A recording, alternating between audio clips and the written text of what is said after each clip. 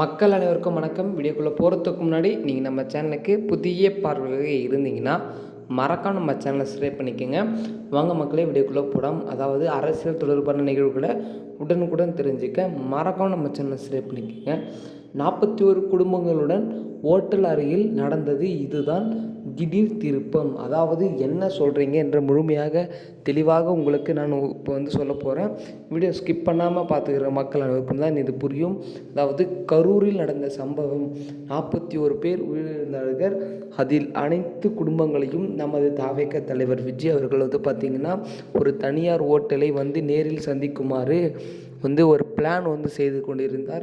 ஏனென்றால் அனைவருமே இதுதான் சொன்னார்கள். அனைத்து ஊடகங்களும் மற்றும் அரசியல்வாதிகளும் நிர்வாகிகளும் தொண்டர்களும் அனைவருமே மக்கள் அனைவருமே எதை கூறுகிறார்கள் என்றால், இப்படி ஒரு சம்பவம் நடந்தது, ஆனால் இன்னும் கூட எங்களை பார்க்கவில்லை தாவேக தலைவர் விஜய் அவர்கள் அப்படின்ட்டு தான் சொல்லியிருந்தாங்க.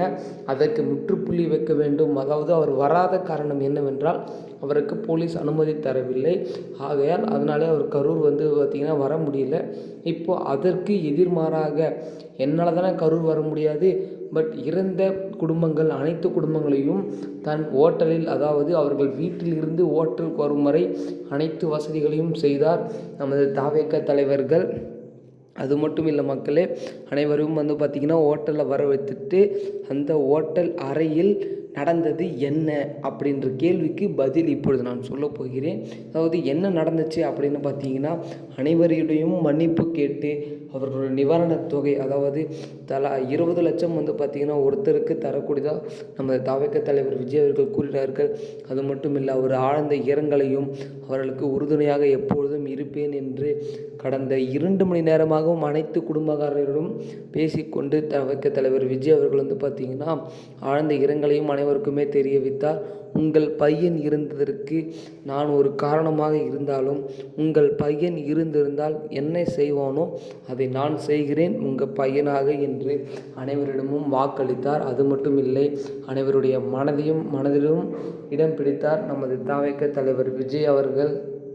மீண்டும் அவர் களத்தில் இறங்கி பிரச்சாரம் மேற்கோர் என்பதை அனைவருமே எதிர்பார்க்கலாம். மக்களே, இத்துடன் இந்த கரூர் சம்பவம் பார்த்திங்கன்னா நிறைவடைந்தது முழுமையாக. இதில் மீண்டும் வெளிவந்தார் நமது தாவேக தலைவர் விஜய் அவர்கள்.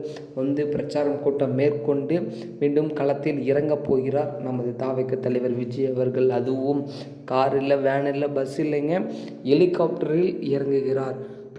அடுத்த பிரச்சாரம் ஹெலிகாப்டரில் தான் என்று முடிவானது. இது சற்று முன் சமூக வலைதளத்தில் ரொம்ப வைரலாக பரவிட்டுருக்கு. பொறுத்திருந்து பார்க்கலாம் மக்களே. அடுத்த பிரச்சாரம் எப்போ, என்னைக்கு, டேட் என்பதை, எந்த நேரம் என்பதையும் தெளிவாக காண்போம். இது தொடர்பான அரசியல் செய்திகளை தெரிஞ்சுக்க மறக்காம நம்ம சேனலை சப்ஸ்கிரைப் பண்ணிக்கோங்க. அடுத்த வீடியோவில் அடுத்த காணொளியில் சந்திக்கலாம். நன்றி, வணக்கம்.